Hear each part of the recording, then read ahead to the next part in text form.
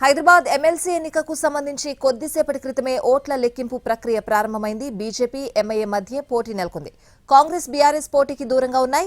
మజ్లిస్ అభ్యర్థిగా మీర్జా రియాజ్ ఉల్ హసన్, బీజేపీ అభ్యర్థిగా డాక్టర్ గౌతమ్ రావు బరిలో ఉన్నారు. మొన్న జేహెచ్ఎంసీ ఆఫీసులో పోలింగ్ జరిగింది. 2 పోలింగ్ కేంద్రాల్లో ఎక్సఫీషియో సభ్యులు, కార్పొరేటర్లు ఓటు హక్కును వినియోగించుకున్నారు.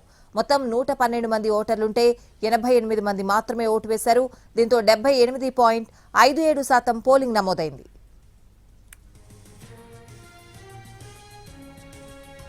హైదరాబాద్ ఎమ్మెల్సీ ఎన్నికకు సంబంధించి కొద్దిసేపటి క్రితమే ఓట్ల లెక్కింపు ప్రక్రియ ప్రారంభమైంది. ఇదే అంశానికి సంబంధించిన పూర్తి అప్డేట్స్ తెలుసుకుందాం. మా ప్రతినిధి ప్రేమ్ లైవ్ లో సిద్ధంగా ఉన్నారు. ప్రేమ్,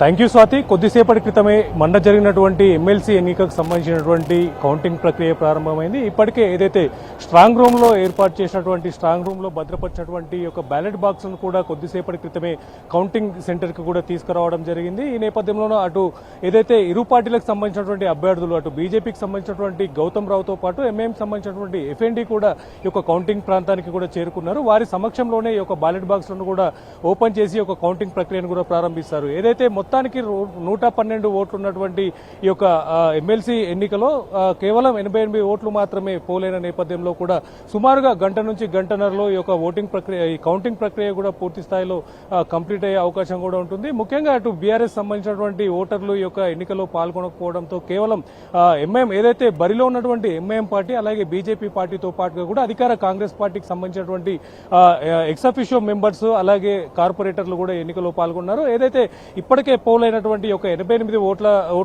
ఓట్ల నుంచి కూడా ఈ యొక్క గెలుపుని నిర్దేశించేందుకు కూడా, అంటే మెజారిటీ స్థానంలో వారికి ఏదైతే ఇప్పుడు పోలైనటువంటి ఓట్లలో, అంటే దీంట్లో ముఖ్యంగా చెప్పుకోవాలంటే ప్రియారిటీ పరంగా ఎమ్మెల్సీ ఓట్లు అంటేనే ప్రియారిటీ పరంగా కూడా ఓటింగ్ కౌంట్ ఉంటుంది. అయితే ఇప్పటికే ఏదైతే 2 పార్టీలు కూడా ఈ ప్రియారిటీని ఉద్దేశించకుండా కూడా కేవలం ఒకటే నెంబర్ని మాత్రమే మెన్షన్ చేసి ఈ యొక్క పోలింగ్ కూడా జరిగినట్టుగా కూడా తెలుస్తుంది.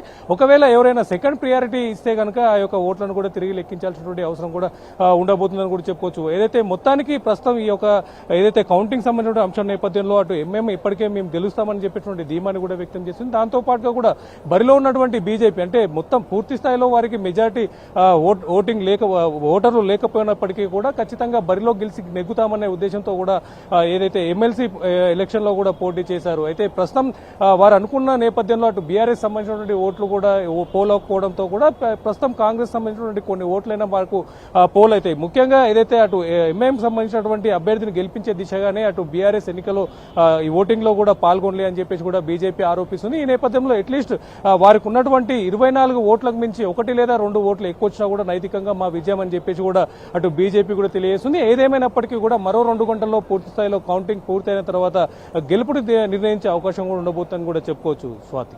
Right Prem, thanks for the updates.